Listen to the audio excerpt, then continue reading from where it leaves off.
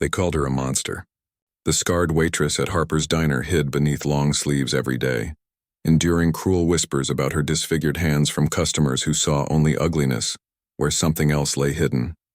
For 3 years, Emily Miller had kept her secret, pouring coffee while people mocked her appearance and threw tips on the floor as if she were beneath them. But today, when a construction worker's violent shove sends her stumbling, her carefully maintained facade crumbles. The sleeve rides up, revealing a military tattoo that makes a quiet customer in the corner booth freeze in shock. His sudden recognition will shatter every assumption in that diner. What dark secrets hide behind those scars? Comment below your thoughts. Daniel Hayes sat hunched over in the corner booth, the same booth he had claimed 2 hours ago when the morning rush had barely begun, and the coffee had still been fresh. His weathered hands wrapped around his third cup of black coffee that had long since gone cold, while he wrestled with 18 years of searching and doubt. The photograph in his jacket pocket seemed to burn against his chest like a live coal, a faded image of a younger version of himself in desert camouflage, alongside fellow soldiers from the 3rd Infantry Division, their faces bright with the invincibility of youth before that night in July 2006, changed everything in ways that still haunted his dreams. He studied the waitress as she moved with unmistakable military precision between tables, her movements efficient and controlled, always keeping her left side slightly turned away from customers, and always wearing long sleeves despite the diner's oppressive warmth, which had other patrons fanning themselves with menus. The way she moved, the way she held herself, the way she automatically scanned the room every few minutes as if checking for threats. It all screamed military training to someone who knew what to look for. But it was more than that. Something specific about her bearing that had made him extend his stay from a planned quick breakfast to this marathon observation session. It has to be her, he whispered to himself for what must have been the 20th time, his voice barely audible over the ancient air conditioner's death rattle and the sizzle of bacon from the kitchen. After 18 years of searching every VA hospital, every veterans gathering, every online forum and database, it just has to be her standing right here in this nowhere diner. But doubt gnawed at him with sharp teeth, because how could he be certain when the last time he had seen her face, it had been illumined by flames and covered in blood? Her voice, the last thing he had heard before darkness claimed him in that burning Humvee. The memories came in fragments like shrapnel. The deafening blast of the IED, the immediate fire that had turned their vehicle into a death trap. This door wouldn't open no matter how hard he pulled, and then her face appeared through the smoke, like an avenging angel who had chosen his life over her own safety. He remembered her hand, steady despite the chaos, pulling him through the window that seemed impossibly small, remembered the way she had gone back for Thompson, even as the ammunition began cooking off from the heat. Remembered most of all the moment when the second IED detonated, and she had thrown her body over his without hesitation.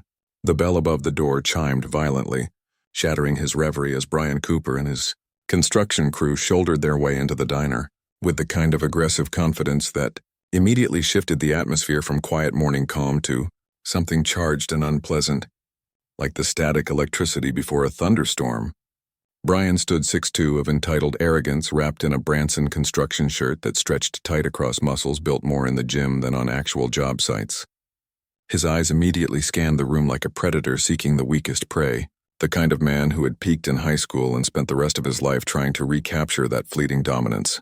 His gaze settled on Emily as she approached their table, notepad in hand, and his lips curled into a crooked grin that his companions recognized all too well. The expression that preceded his particular brand of cruelty disguised as humor. Behind him, his 2 crew members followed like hyenas trailing a lion, already chuckling in anticipation of whatever verbal abuse their leader was about to dish out, because this was their morning entertainment, their way of feeling superior to someone else before heading to a job where they were just anonymous laborers. Well, boys, looks like we got ourselves a mystery here," Brian announced loudly enough for half the diner to hear, his voice carrying that particular tone of false joviality that bullies perfected when they wanted their audience to know something cruel was coming. "Hey waitress, why don't you dress a little cooler? This place is hot as hell, and you're wrapped up like it's winter in Alaska. What are you hiding under all that fabric? Something ugly? Scars from a meth lab explosion? Track marks you don't want the health inspector to see?" His crew chuckled obediently, the sound harsh and grating in the morning stillness. while other patrons suddenly found their coffee cups and newspapers fascinating. That particular brand of cowardice allowed evil to flourish because good people chose comfort over confrontation. Emily approached their table with measured steps, her expression a mask of professional neutrality that had been perfected through years of similar encounters. Though Daniel noticed the slight tension in her shoulders, he saw that her left hand stayed carefully positioned behind the order pad. The morning sun slanted through the diner's grimy windows, casting long shadows that seemed to divide the room into territories. The bright spaces where normal life continued and the darker corners where old traumas lurked, waiting for moments like this to resurface. Emily's expression remained neutral, a mask perfected through years of practice dealing with difficult customers, but also something deeper, the kind of composure that came from facing true horror and surviving it. "Good morning, gentlemen. What can I get started for you today?" Her voice carried no emotion, no reaction to the insult, which only seemed to encourage Brian further. Like a shark sensing blood in the water, but not realizing it was swimming toward its own doom, the very lack of reaction seemed to infuriate him, as if her refusal to be baited was a personal insult to his authority, and his face darkened with the particular rage of small men who needed others to feel. From his corner booth, Daniel watched the scene unfold with growing tension, his hands unconsciously clenching into fists that bore their own scars from a different time and place. Knuckles were white with the effort of restraining himself from immediate intervention, something about the waitress's bearing. The way she held herself despite the verbal assault spoke to him of deeper strength, of someone who had faced far worse than the petty cruelties of small men and survived things that would break most people. The photograph in his pocket seemed to grow heavier as he studied her profile, searching for confirmation in the angle of her jaw, the set of her shoulders, and the way she tucked a strand of dark hair behind her ear with her right hand, while keeping her left hand carefully positioned behind the order pad. All movements seemed choreographed to hide something, while maintaining the facade of normality.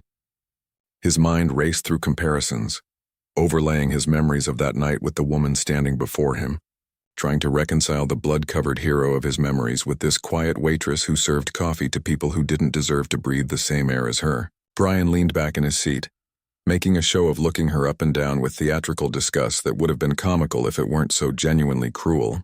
"Maybe start by explaining why you're dressed for winter in the middle of summer, hiding burn marks from a kitchen accident when you were too careless to watch the fryer. Or maybe you're just one of those cutters who can't handle real life without taking it out on yourself." The words hung in the air like poison while his companions shifted uncomfortably, their laughter becoming forced and nervous as even they sensed he was crossing lines that shouldn't be crossed. An elderly couple 2 tables over exchanged worried glances, the husband's jaw tightening as if preparing to speak, his hand reaching for the cane beside his chair, but his wife's gentle touch on his arm kept him silent with a whispered, "Don't make trouble, Harold. It's not our business." Even as her eyes reflected the shame of choosing safety over righteousness, the tension in the diner had become almost palpable, like the oppressive heat before a thunderstorm. With every patron acutely aware of the drama unfolding, but caught in that peculiar paralysis of bystanders who wanted to help, but feared becoming targets themselves. Even the cook had stopped his usual clatter in the kitchen, peering through the service window with a frown creasing his weathered face, his hand tightening on the spatula, as if considering whether to intervene. It was one of those moments that revealed character, showing who people really were when faced with the choice between comfort and courage, and most failed the test, having failed so many times before.